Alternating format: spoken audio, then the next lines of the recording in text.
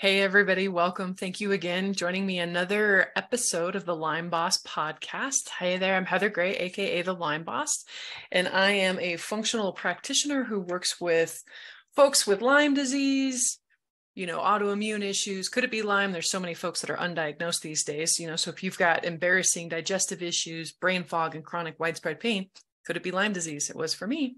And we're going to talk a little bit more about Lyme disease with today's guest, Shawn Bean. Shawn has been dubbed the metabolic detective of integrative health. Oftentimes, he'll be the last person that people come to after they've exhausted every other therapy. Shawn is a health coach, consultant, and uses a unique approach involving reverse engineering to unearth, I can't talk today, which is not good for a podcast host, unearth hidden imbalances in biochemical pathways and gene expressions that may be affecting your health in the past, present, and future, because that all needs to be taken into account. Beautiful. Like many listeners, he had his own share of health concerns. We'll dive into that here in a moment.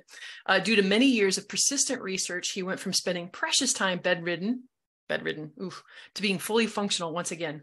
Shawn used to be a bodybuilder and trainer, and then the perfect storm happened.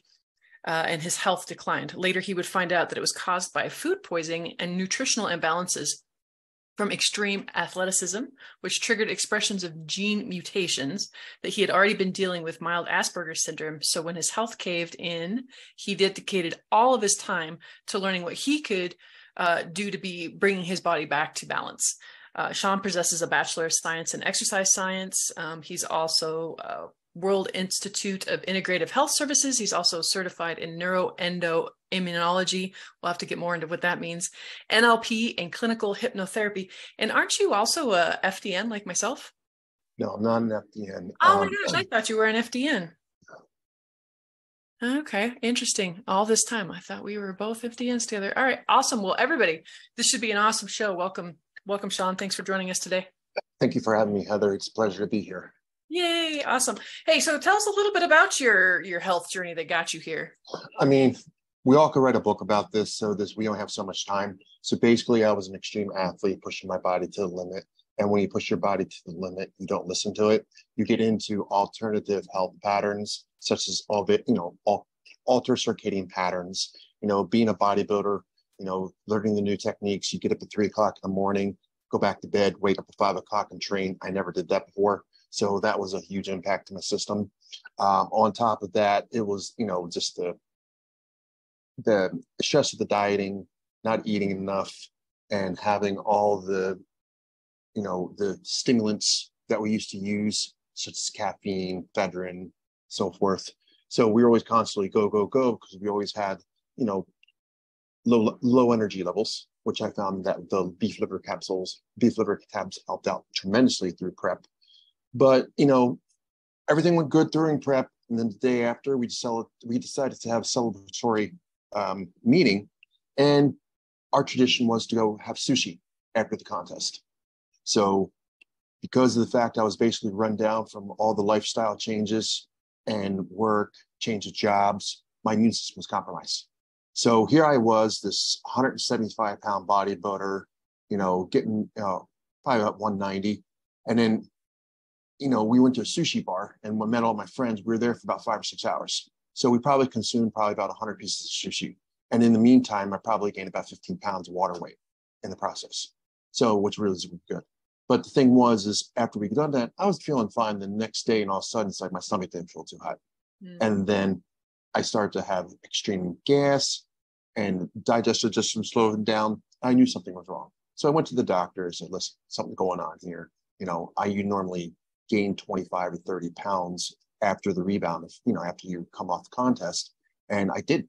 And I was eating 5,000 calories a day and still not going nowhere. So I said something was wrong. So I knew it was probably a parasite, but he said, I know they don't exist in America. This was 20 years ago. Right. And then it's like, you start the diagnostic testing. It's like you have the 235-pound bodybuilder walking in. The first thing out of their mouth is, oh, it's steroids. I'm like, listen, man, I haven't touched that stuff in well over a year. So we can't pinpoint it on that. Okay. That's ridiculous. And even the other doctor was saying to, 2 years down the road. No, that wasn't a problem. So to make a long story short, after I got through that episode, I moved into a house that I found out had mold in it. And that's when everything went to hell in a handbasket. One day, within a month of being there, fully functional, even though I was having digestive problems, it wasn't as bad, but it accelerated. And basically, I was trying to be a roommate to a cerebral palsy person who, through the wash, they weren't well kept. So the place was a mess. My mom's like 20 years later, she goes, "Oh yeah, I forgot to tell you, we're cleaning off black mold behind the kitchen sink and underneath this or underneath that." And, while I was there, one day I woke up, I had total amnesia. I didn't know who I was. I was a stranger in a strange land and woke up stuttering. And that was the day my life changed. And there was just a continued downhill slant from there. And as things progressed, I went from 230 pounds down to 165 pounds. So when you calculate it, muscle mass loss, I lost well over 100 pounds of lean muscle tissue within a 9-month period. And that was despite eating all the calories. So I went to multiple functional medicine doctors at the time. You got thyroid, you've got this, you come back testosterone level of that of a eunuch, which is basically a castrated male.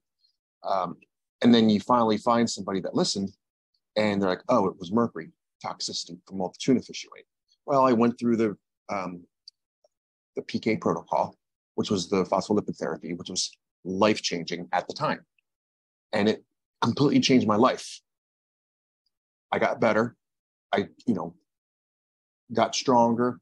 It's like, when you're going to the gym, it's usually like, you're 165 pounds soaking wet, thinking you have AIDS through all the weight you lost. And Right. Then 6 weeks later, your, strength is increased by tenfold, because the therapy you're doing was actually working. Now, if you fast forward that, it's like you have these humps, you have these glitches, you get better, get worse, get better, get worse. And then finally get stabilized. I had the opportunity to work with an integrative doctor, and we worked on his complex cases. He was a medical doctor, so I learned the system. I learned to code. I learned to do things from a diagnostic standpoint that was relative to insurance-based. So I took that practice and use that today, always thinking about, if I ever get audited or something, how would an insurance company deal with this? How would a medical doctor deal with it? So that's where my viewpoint is that, okay, is this medically justifiable? And whenever I make recommendations to my clients, I always want to have evidence-based approaches, medically justifiable, and has scientific research or data to back it up. That way, you get challenged for a medical doctor or a practitioner. You have the evidence to help you out. And basically, this led into meeting a lot of wonderful people like yourself, Dr. Ben Lynch, and a whole slew of clinicians that we all collaborated together. We had all same philosophies, and we just saw my career just explode. And I have absolutely no medical training. Everything I learned was school of hard knocks. Everything was from research and evidence-based. Back when CureZone was going strong back in 2000, CureZone still up in operation. They had a lot of foundations in place 20 years ago. And with the genetics, I was, one of the leading driving forces to get where genetics there are today, because of the fact of knowing that, hey, let's stop looking at these genes and let's look at the factors that are expressing these genes. And this led me into my current methodology by not focusing on the genetics as much, but look at the pathways that are being expressive within and the factors that are affecting those pathways. You might have a gene that's associated with. Actually, before we go down that route, I'm going to stop you. Go ahead. We're going to back up just a minute. So mold, that is just so insidious. And there's so many practitioners that I've had on, and that seems to be a common thread through a lot of people's stories. So that's just horrific. And it sounds like you're still kind of dealing with certain levels of that on a personal and health aspect. But I'd love you to actually get a little bit, you mentioned in your bio about Asperger's. That's not something we've actually talked about a lot on this Yes. Can you dive a little deeper into enlightening us on what is Asperger's and kind of when that came about and all that fun stuff? I was very unique when I was young. I was always different. I was athletic, but I also had learning disabilities. I was dyslexic, but I had the memory that could, look at a book, fall asleep in class, never take notes, but score straight A's on tests. I had photographic memory that was impeccable. Even when I was older, when I worked at Vanguard, they were scared because I was memorizing all the account numbers and credit card numbers, because I had the ability to identify hidden patterns. And with Asperger's, it's very challenging because autism was not known when I was younger. So therefore, we were always considered shy or special education. And I went to child development. And one of the triggers when I dug into the research was my speech impediment. My speech impediment, I didn't start speaking until I was 4 years old. And then I had to go through speech pathology. And then I never shut up. But the thing with the Asperger's was I was always stuttering. I had a stutter. And then later through genetics and stuff, I actually found that I have a genetic defect in GAMT, which is the gene that's associated with creatine synthesis. And we do know that in autism, Asperger's, and those ADSD spectrums, the main things that we utilize are creatine, carnitine, and phospholipids, more so creatine and carnitine. When you give autistic kids creatine and carnitine, they come to life because a lot of them don't synthesize it properly. And you have a lot of the autistic kids that we call hypotonic, which means that they have floppy muscles. And it's like, when you just give a kid a little bit of carnitine with a little bit of optimal electrolytes and seeking health, the father comes back and say, my kid's now swinging on a jungle gym like he's a monkey. And he never was able to do that with his own strength. That is unbelievable.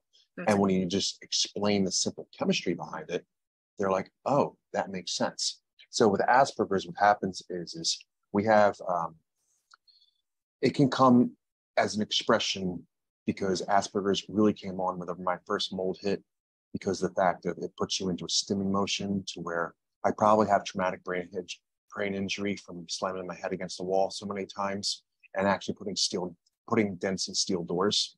Because at that time you get this, like Lyme, you get a neurological excitation and you just don't know whether, you guys call it Lyme rage. We call it stimming. And we were hitting ourselves, banging my head against the wall, and you don't realize you're doing it. It's almost like a autonomic response. And still to this day, if I have a mold exposure, I do have to restrain myself from going down that rabbit hole because the fact of it's my autonomic programming. So, but since I've added glutathione, since I've added nitric oxide boosters. I love nitric oxide. Oh my God, what a game changer that's been. Yeah. And we can get into that in a whole nother conversation, but the two pathways I really focus on are the glutathione pathway, the nitric oxide pathway, the NRF2 pathway, the super SOD pathway, and the sulfation pathway. When you're trying to deal with the methylation, as we all know with Lyme, you chase a rabbit down the hole.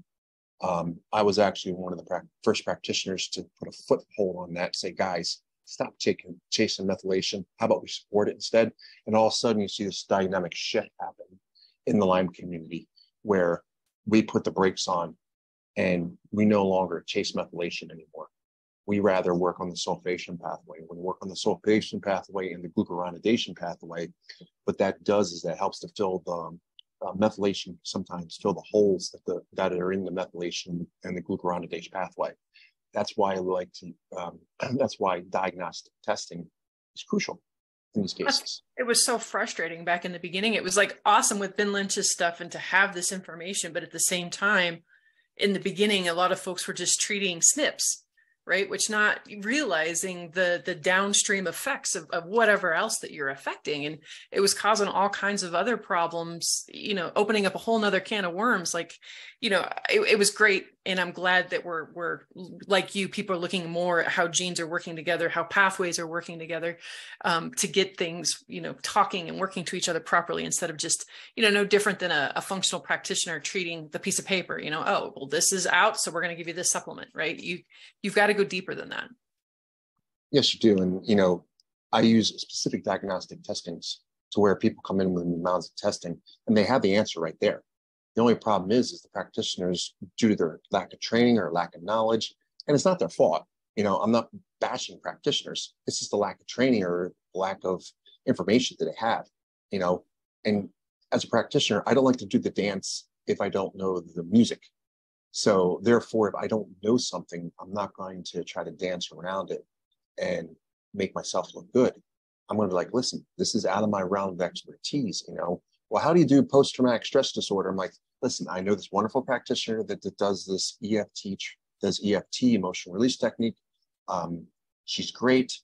She's relatively very inexpensive. I feel that she'd be a great adjunct to because I've taken you as far as I can. We're running in that emotional block from past trauma, even transgenerational. We need to take care of that. So in order for this to work, where you have a Lyme doctor who's doing a wonderful job with antibiotics, but they're missing the fact that the microbiome is completely off, and I always mention to my clients, tell your practitioner or doctor to get in contact with me, because we can save so much time by working together in regards to, hey, you're taking this probiotic. When you're working on the microbiome these days, we don't use broad spectrum probiotics anymore. Right. We specifically target it. People coming into me with these laundry lists. I'm like, this is wrong, this is wrong, this is wrong. This is the reason why it's wrong, because this strain does this. So what I did is over the past 6 months, I actually map out the different strains in regards to the metabolic pathways and the neurological pathways, how they intersect. And you only come down to maybe like 5 or 10 that you really need when you strategically place them. Because what happens with the gut is like what's called cross feed. So if you have, or maybe you don't need a probiotic, maybe you need a prebiotic, maybe you need a postbiotic, prebiotics. But then if you have a prebiotic and the person's allergic to this, but not to that, if you have a person that has peanut allergy, you would use, Plantarum 299V, because Plantarum 299V actually reverses peanut allergies. Or then if you have a person that has a milk allergy or a milk sensitivity, you use GOS, which is galacto-oligosaccharides, which is a prebiotic. So that what that does is that grows the lactobacillus or the bifidobacterium that actually helps the enzyme secrete the lactase. And then if your gut is destroyed because of the mucosa barrier is not intact, and the mucosa barrier, which is usually driven by the alkaline phosphatase, which everyone is low in, okay, but nobody's catching it. What that does is that's the brush border that secretes the enzymes that helps break down the sugars. And a lot of people are fructose intolerant because they lack the enzymes off the GI, off the mucosa barrier. So here they are pumping fructose in, and they're causing more inflammation to their gut without realizing it. So just making a few changes, as I'm sure you're starting to see and learn from other practitioners and off your self-exploration, that a broad spectrum probiotic is not the way to go. Yeah, absolutely. Absolutely. So thank you for that little kind of entry into our talk today, the biochemical pathways and gene expressions in Lyme and other health conditions. So, you had alluded to that with your Asperger's as well. And so I would love for you to tie that up and what exactly it is you're looking at. Basically, in a nutshell, what I do is I look at diagnostic testing. And out of the diagnostic testing, I look at the pathways that are being affected. Once you find those pathways being affected, they're going to link back to the higher probability of gene expressions. Okay, I'll give an example. On the organic acid test, everybody looks at orotic acid as ammonia, which is true to some point. But when you look at when you look into clinical literature, it's actually when orotic acid level is low on the organic acid test from what was Great Plains is now Mosaic. It's actually a representation of PEMT gene expression, which is phosphoethylmethyltransferase, which is synthesis of phosphatidylcholine. So oftentimes you have a woman who is 55 or older, and they have this low orotic acid. You know that their estrogen levels are going to be low because you need estrogen in order to stimulate the PEMT. which to make the phosphatidylcholine.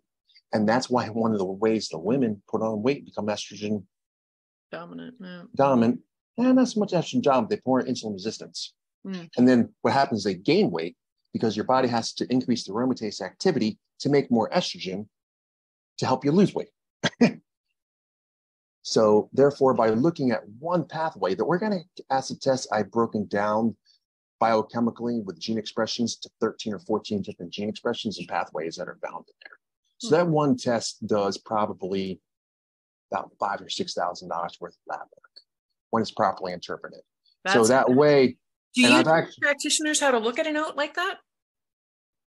I actually train practitioners on how to, I actually go have a mentorship program where I take practitioners through case studies that they may have or I may have. I show them, because when you show, what you do is you take a couple of tests from different labs and you cross-reference them. And that's where the Asperger's comes in. The Asperger's allows me to look at things not from a one-dimensional avenue, but from a three-dimensional aspect, where it's like you might have a Dutch test, you might have organic acid test, or you look at the organic acid test and like, oh, by the way, you just did a Dutch test. Because of your alterations in your 5-HIA in your quinolinic acid ratio, you're going to probably see your CYP1B1 elevated on your Dutch test. And then the Dutch test comes back, you see it's elevated. Or the fact is, well, it's still in the normal range, but it's not about the ranges, it's about the ratios. When you learn the ratios and the relationships, that takes that whole test and changes the whole dynamics. People come into me for practitioners that have done a wonderful job to get them to so far. And what happens is they'll come in with organic acid tests, it's got one marker, and they'll go, and the practitioner will be like going by what's on the paper. And when I get a hold of the test, that's why when I do organic acid tests with my clients, I tell them I don't look back at your history and refresh my mouse. I let the test dictate the history and the accuracy. And they are just like dumbfounded because the fact is, well, it doesn't show mold, but when you look at the patterns, when you have an NAT pathway, which is associated with aldehyde pathway, you'll see an elevated B5, which everybody thinks from supplementation. But if you're taking all the same supplementation in the B complex, why aren't all the others high, right? It's utilization. So just because it's high doesn't mean it's not deficient, because it's excreting it out. So a lot of people come to me and they're like, my practitioner didn't have mold. I'm like, yeah, but when you look at the pathways, it's like the pathways are being affected. The test is telling me that you're having a problem in your ability to detoxify aldehydes. And your profile looks like that of like an alcoholic liver and a person who has a traumatic brain injury. This is what we see in COVID. COVID are basically walking fungal balls, because what's happening is when we address them from a antifungal standpoint, long haulers are, guess what? Getting better. The reason being is the COVID is actually weakening the immune system, triggering the hidden mold that was from a past exposure, allowing it to express, because the immune system, no different than Lyme. Yeah, we're seeing that a lot in the Lyme world too, the reactivation of... The reactivation. Yep. And it doesn't matter... Yep. And it doesn't matter if, EBV, whatever. But the thing is we all know mold and Lyme have a unique relationship. And oftentimes I have multiple clients from doctors that have treated Lyme to the cows come home. And all you do is the testing I use now, I use the organic acid test as a segue, but the testing I use now is my Micro Labs. I look at the blood. The blood can't lie. And as soon as these people start treating with antifungals, when they're ready, they get better after years of being treated with Lyme. That's fascinating. Yeah, I was treating Lyme before I knew I actually had a mold issue, and then I wasn't getting all the way better. And then so I had to circle around and get the mold. And and now when I work with people, I ask them 3 things that we need to rule out first: mold, cavitations, because that's when I started to stutter, when those infections from wisdom teeth removal were getting so bad and it was near my brain. My cognitive decline was steeply going down very quickly. And then the other one would be sleep apnea, because again, if you're not getting enough oxygen when you sleep at night, right, your best protocols, a lot of the things that you do aren't going to work to its full benefit if you're not getting the proper amount of sleep, deep sleep, and enough oxygen while you sleep. I'm so glad that you brought that up with the oat, because I have a lot of practitioners who listen, as well as just a lot of clients and patients that listen as well. You know, that might be something I need to look into, because I'm still fascinated about how to get the most out of a certain lab, right? The most bang out of the buck. And I know that there's a way that you can read in between that to get a bigger picture. So that's freaking brilliant. I'm going to have to look deeper into that, because I'm still unraveling. Like, I have come so far in my own health journey, but I still can't get around the histamine issue. And so, like, ferments that are supposed to be so good for you and bone broth, I can't do. They cause so much pain and brain fog, and I gain 10 pounds of water weight that I just, you know, most people were like, well, then just stay away from it, Heather. But that's because most likely you have a sulfation problem. What happens, your sulfation bucket's overloaded. And what happens is you have to treat the glucuronidation first. When you treat the glucuronidation, that takes stress off the sulfation pathway. When you take stress off the sulfation pathway, then your histamine has a way to filter out, so to speak. And you can actually use glucuronidation pathway by supporting with green tea. You can use calcium deglucarate. You can use a whole variety of things to work on the glucuronidation. And that's one thing that I do is I have people that can't handle glutathione, but once they start on the glucuronidation pathway, going to the GI tract. Either, yeah. I had a person who I was a medical doctor who couldn't handle glutathione. She's now doing glutathione injections, and the reason the segue was in the beta glucuronidase pathway, the glucuronidation pathway. Once you open that glucuronidation pathway, it's a safety valve. What it does is it's a backup system. When everything else goes down, that kicks in. But then the problem is glucuronidation becomes problematic when you have a small bacterial overgrowth. Small bacterial overgrowth works on the conjugation pathway. That's why when you see high puric on 10, you know that that's going to be a dead flag for phase 1 to phase 2 dysfunction. You know, the trash man's not coming around fast enough to take trash out. And you end up with that liver stagnation. You then end up with, that's also, I'm starting to find hidden markers on the nitric oxide pathway through the organic acid test.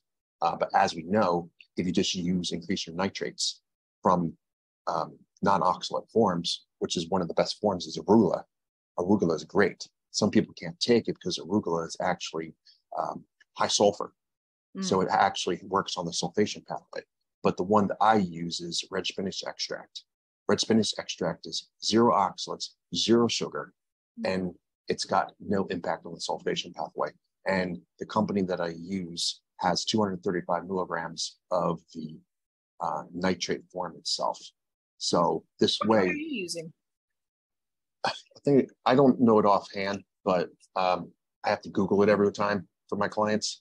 But the thing is it's, you know, it's 0 sugar, 0. It's this straight red spinach extract, and nice. That has worked phenomenally. Because some people, the Berkeley, I love. I think that's the one that I use, and it's a beet extract. Yeah, it's a beet extract, you know, and it only has 10 milligrams of oxalates in it, which isn't bad, but some people can't handle the beet one. Right. Or some people can't handle the methyl B12. You know, even though methyl B12 is oral form, people can still react with it, you know, and that's where the organic acid test is people come in, you see the deviation on, you know, the dopamine pathway and the epinephrine pathway, and it's like, wow, that's a comp gene expression. You're probably magnesium deficient, you're copper deficient, you're low cortisol, because you need cortisol to activate the dopamine beta hydroxylase pathway. But then if you have Clostridia in the mix, that doesn't work either. So sometimes the Clostridia, you'll see with the high P-creosol. The high P-creosol could be a representation of a pathogen, but it could be an indication that the microbiome is shifting itself. Same way with hydrogen sulfide. If you're not getting glutathione, you're going to see H. pylori rise. You're going to see hydrogen sulfide rise, because if the body's not getting it, the body has a bunch of negative feedback loops. And what I've learned to study those negative feedback loops. And once you understand those negative feedback loops, you know, you give something like sulforafans. Why does sulforafans help H. pylori? Well, if H. pylori is trying to get to glutathione, if the body senses it got glutathione, what happens? It says, hey, I don't need H. pylori no more. Boom, it drops. And that's what sulforafans do.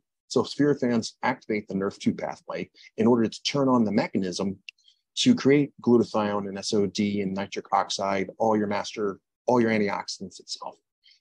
That's another reason why people don't respond to glutathione, because you need NRF2 present. If NRF2 is not present, you're not going to respond to glutathione. Okay? Yeah. I had somebody look at my DNA once, and he told me that I should never, ever go on glutathione, that it would react poorly in me, but he never explained, deeper on why, or if there's a workaround. I like workarounds, right? There are workarounds, because you're already taking the one workaround, which is the nitrates. That works off the NADPH path, the NADPH oxidase pathway. The other pathway is the wraparound to the hydrogen peroxide pathway. The hydrogen peroxide comes off the SOD and catalase. So sometimes working on the catalase helps that through. But what happens is sometimes NADPH and nitrates might be one of the mechanisms, but you could be selenium deficient. Okay. And a lot of people with chronic illness, they have, the number one ratio for longevity is the oxidized versus reduced glutathione ratio. And we all have, Centurion. I worked on a Centurion program one time, and they all found out the Centurions have 90% reduced glutathione to 10% or less of oxidized glutathione. When we look at chronic illness in general, it's opposite. Right. Completely opposite, because I use a lab called HDRI Diagnostics out of New Jersey, and they run a panel for like $140. And what it does is it tests the reverse to oxidized glutathione ratio. And then if you're pumping in glutathione, you're just driving that sucker way up. You have to open it up by supporting other pathways and getting that going and making sure you don't get spinning too fast. What happens when you get spinning too fast, if you bring in reduced glutathione, guess what? It's going to go to oxidized glutathione, okay? Just because you bring in reduced glutathione, that bullet's going to take it, Superman takes kryptonite all the time. You're just keep loading Superman more kryptonite, okay? He's never getting a chance to rest. Right. So you have to lay off that pathway, support the other pathways, give it a break. Once you give it a break, then you push forward. Okay.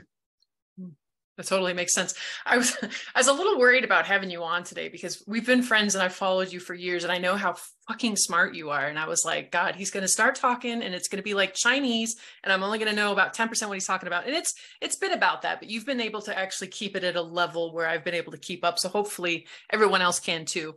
But if in summary, right, if you don't get anything else from this, like there's a better way to look at the oat, to dive in deeper and look at these pathways, and there are workarounds. And yeah, like I'm just so excited right now. Like I can't wait to get off this and dive in deeper and find out about your program. And, just, you don't need mountains of testing. I use about 3 or 4 different tests. That's all you need. It's the interpretation of the data. Absolutely. That's where the key lies. Okay. $6,000 work with a practitioner. I'm like, what?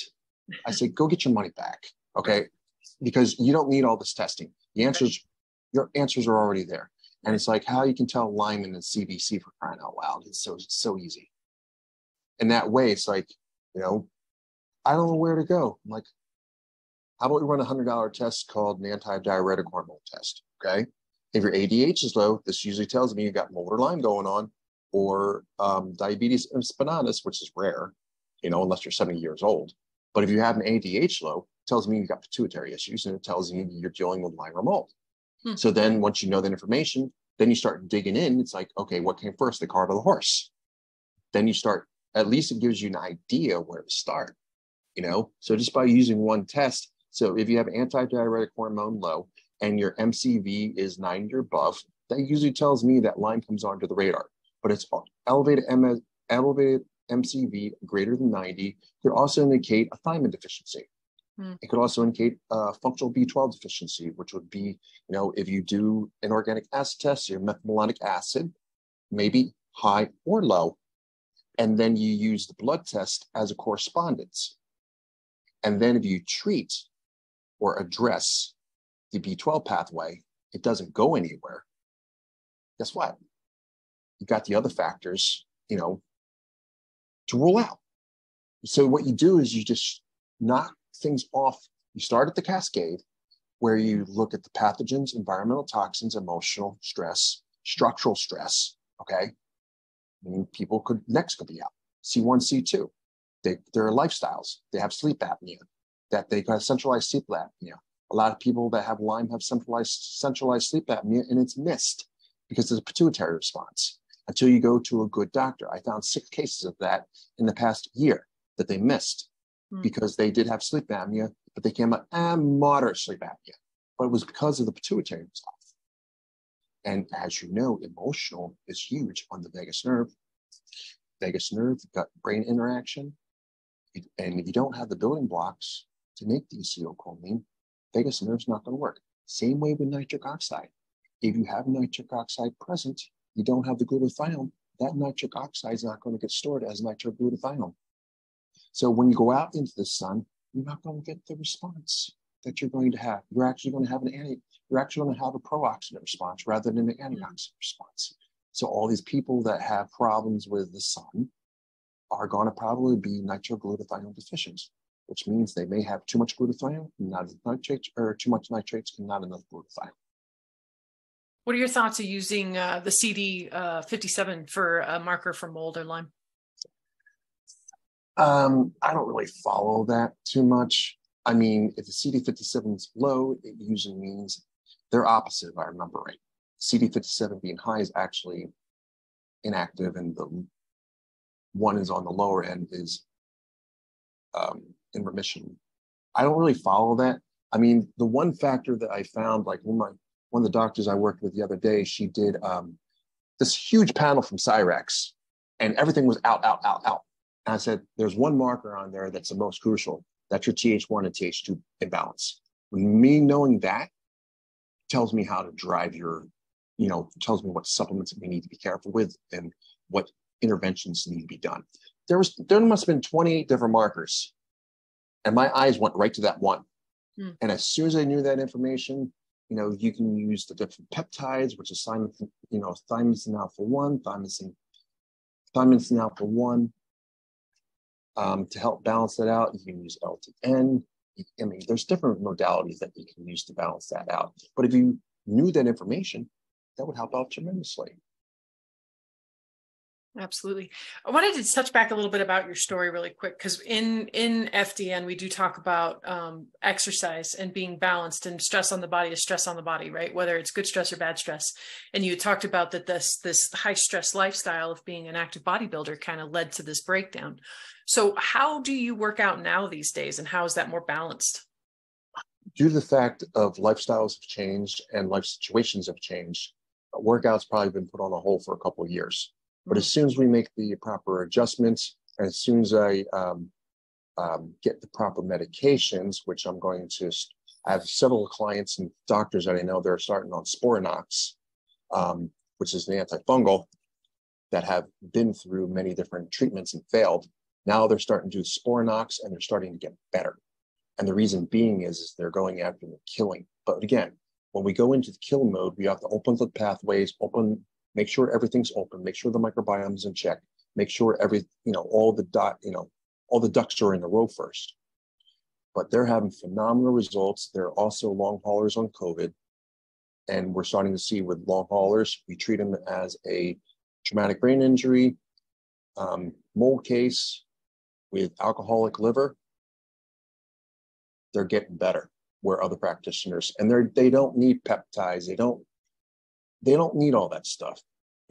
Once you get rid of the root cause of the problem, which is, most likely the mold is in the nasal cavity. And over the years, being in these exposures, biofilms are created, and your immune system keeps things in check. And when your immune system keeps in check, everything's fine and dandy. But now with onslaught of COVID, your immune system's compromised. Now all those mycotoxins that have been released are getting more expressive. Then you have electromagnetic fields that are amplifying even more. So you're getting this shitstorm of mycotoxin overload. And then here is created right into the brain. This drips back down to the neck. This drips back into your throat, goes back Looks down like into the lungs. Me off there for a minute. They go back down. They go back, and then you wonder why people's guts aren't getting better. Right. It's the nasal drip that's toxic, that's acting like an antibiotic. That's Absolutely. Why a lot of people, when I do the microbiome test, it looks like they've done systems of antibiotics. It's not. It's because their bioflow's off, which should be antimicrobial, should be a disinfectant, is turning now into an antibiotic. Right. And it's wiping down your villi, causing malabsorption, and then adding more stress to a compromised liver already. It's fascinating how much the oral microbiome and the sinuses affect the gut, because all this crap in here, so people who aren't taking care of their mouth and all that bacteria and nastiness getting down into their gut. But no, it was fascinating. We were just at a Cellcore conference a week and a half ago, and they were recommending the Therasage, which is like a neti pot, but on steroids. So it gets it up, further on in the sinuses. And they were talking about putting a little bit of carboxy or another binder in there. And they were talking about people actually getting out fungal balls. And I was like, this is like next level shit here. Like, I don't know. I thought it was awesome. They were even showing people putting paras in the water and actually pulling out parasites from their sinuses. Right? Could you imagine? I have a doctor that I'm working with. She's a really good friend. She started on Sporanox and the antifungal, Sporanox and antiparasitic, and I'm getting these texts. These bowls of worms are coming out of me. I can't believe it. This is all in me, and I'm like, it's what you wanted, Right. She's feeling better, right? Which is the most important thing, Absolutely. And when she started Sporanox, she said that the muscle twitching actually stopped that she's had for all these years. So, and she actually did the my mycotoxin test too. Yeah. Sporanox. Awesome. Hey, now comes the shameless plug time of the show. So how can people find you, and what are you putting out these days? What would you like to promote? Basically, I have a couple different things. Number one, I'm doing the mentorship program, which is a one-on-one with people. If they have, I don't believe in doing like 20 per class, because I want to educate and I want to have time to really focus. So people, it's not about the money or the time. It's about getting information out there so practitioners can be the best they can. What I basically teach is functional medicine. I refer on steroids, because with functional medicine, I kind of have a love-hate relationship with it, because they do have some great principles, but I think they need to be refined a little bit. Absolutely. Because it's kind of more of it's no different from pharmaceutical and nutraceuticals. 100%. So, when you can have a client that takes 6 different supplements and get them to show, hey, we can do this one thing that takes care of this, they're like so happy. Same with testing too. It's like, you don't need all this testing. You can do this one test first, and from here, that way, practitioners charging $6,000, $10,000 for a 6-month, 8-month program, which is great, which can be phenomenal. But in these days and times with economics are going to get harder too, so people are going to be looking for most bang for your buck. And as a practitioner, what I try to pride myself on is providing that, concrete information, scientific evidence-based research information that's at an understandable level, because, there's nothing worse than having a practitioner start off on mental masturbation, as I refer to it, which Absolutely. often I see. And the clients gets frustrated and they just don't get results and compliance drops. So, if you can teach neuroendocrinology to a 6-year-old, then you should be able to teach it to a medical doctor. But unfortunately, sometimes you can't because of how they're trained to think. So the mentorship program, one-on-one, it's also, up to a small class to review case studies, to go over case studies, to help them refine their skills. And by going one-on-one, hey, if you're a psychiatrist, we can focus on that. If you're an endocrinologist, we can focus on that, or whatever your passions are. Then we can pull everything together at the end. That's why I like it individualized. Number 2 is seeing personal clients. Personal clients are, they can contact me at matrixhealthwell@gmail.com. My website is currently under renovation, so don't contact me through there right now. Okay.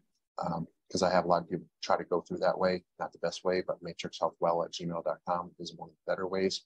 The other offer is I do peer-to-peers. So if doctors got a case or if a clinician's got a case and they're stuck, I charge $150 for 30 minutes. And people can set up bricks of consultations to where they can plug in 5, 6 consultations, and go half hour, hourly, just to do case reviews or you have questions. Sort of like a clinician reference desk, you know.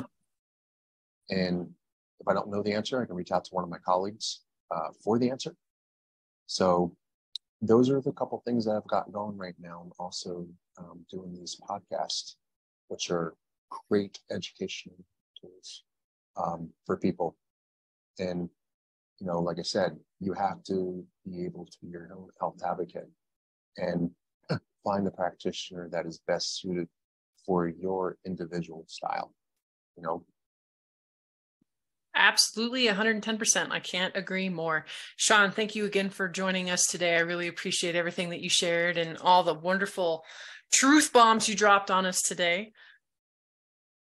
It's been a pleasure speaking with you, Heather, and look forward to speaking again. Absolutely. Sounds great. Everybody else, have a healthy day.